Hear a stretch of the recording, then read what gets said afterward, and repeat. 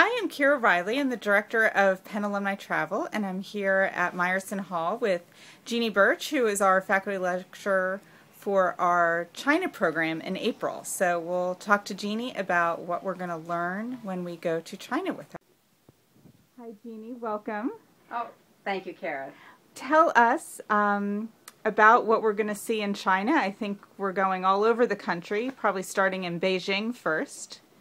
What can we learn about Penn design, or not Penn design, but about design and architecture in Beijing? Well, it's awfully exciting, Kara, to know that we're going to be seeing three of the most important cities in China, starting with Beijing. And in Beijing, we are going to be seeing old Beijing, the original Forbidden City. We're going to be looking at the new Beijing, the new Central Business District with the CCTV building, which is really extraordinary, done by Rem Koolhaas. And then we'll be looking at some of the preservation areas where the traditional architecture, the Hutong architecture, is being preserved after much destruction, unfortunately, but there are still areas that are preserved. So we'll be seeing old and new and exciting things in China, in Beijing. And what about, and then we go to Shanghai at some point as well? Exactly. And Shanghai has a very Western feeling because of its being the center of commerce in the early 20th century. So as you go along the Bund, you might feel like you're in Europe.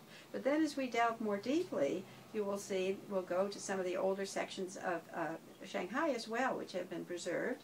And finally, we'll see the new Shanghai, the whole area of Pudong, which is out of the 21st century. You will not believe the kinds of development that are occurring in all of the cities in China, but particularly in Shanghai, which is vying with major cities in the world to be a world center of commerce.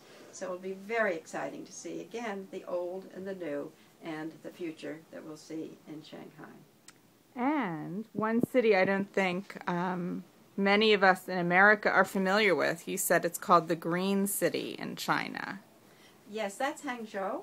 And when I asked my friends from China what is their favorite city in China, they universally say Hangzhou. And I say, why? And they say, because it's so green and so beautiful and so scenic. It is very, very well known among the Chinese and among you too, because you'll be seeing it, for the beauty of the landscape and the beauty of the city itself. In fact, just in October, there was a meeting of, I think maybe it was like 1,000 designers who came to see Hangzhou and what they've accomplished, both in the past from the plantings and the greenery that exists in the older city, and what they're doing in the future to turn themselves into a key sustainable place in China. Wow, fascinating.